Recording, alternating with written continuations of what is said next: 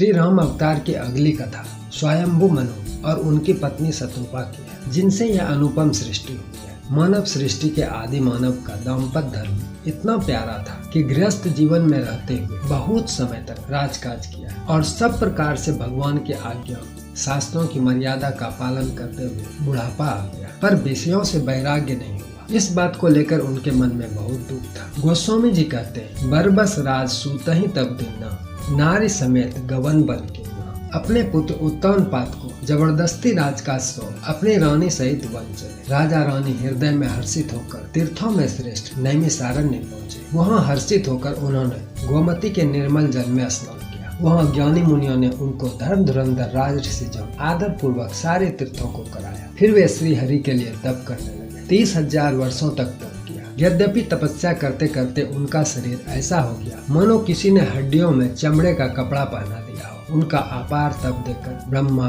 विष्णु और बाबा शिव कई बार मनु जी के पास वर देने के लिए आए, पर वे परम धैर्यवान किसी के डिगाए न डिगे। तब सर्वज्ञ प्रभु श्री हरि ने तपस्वी राजा रानी को निज दास जाना। गंभीर और कृपा रूपी अमृत से सनी हुई स्वर में आकाशवाणी, हे भक्त मांगो। यह सुंदर वाणी कानों के छेद से होकर जब हृदय में आई, तब राजा रानी के शरीर ऐसे सुंदर हो गए मनो अभी अभी राजमहल से आया। मनु जी हृदय से हर्षित होकर बोले, यदि हम लोगों पर आपका स्नेह है तो प्रसन्न होकर यह वर दीजिए कि आपका जो स्वरूप बाबा शिव और काकभूषुंडी महाराज के मन में बसता है तथा सगुण और निर्गुण कहकर वेद जिसकी प्रशंसा करते हैं, हम उसी रूप को नेत्र भर कर देखें। राजा रानी के प्रेम रस से सने वचन भगवान को बहुत प्रिय लगे। भक्त वत्सल कृपा निधान भगवान प्रकट हो गए। कमर में तरकस और हाथ में वाण और धनुष धारण किए हुए भगवान के बाएं भाग में आदि शक्ति श्री जानकी जी सुशोभित है। उनकी छवि इतनी प्यारी लग रही है जिनका वर्णन नहीं हो सकता। उन्हें देख दोनों अपने शरीर की सुधि भूल गए। प्रभु ने दोनों को बहुत प्रकार से स्नेह देते हुए कहा, हे राजन, संकोच छोड़ मुझसे अपना मनोरथ कर। तब राजा बोले, हे कृपा निधान, हे नाथ, मैं आपके समान पुत्र चाहता हूँ। भगवान बोले, तथास्तु। पुनः भगवान माता शत्रुपा और मनु जी से प्रेम से सने हुए कोमल वाणी से बोले, मनु जी, मैं आपको वचन देता हूँ, मैं ही आपके घर पुत्र बनकर आऊंगा। पुनः भगवान बोले, मनु जी, आपको वचन देते हैं, मैं ही आपके घर पुत्र बनकर अवतार लूंगा, मैं ही आपके घर आऊंगा।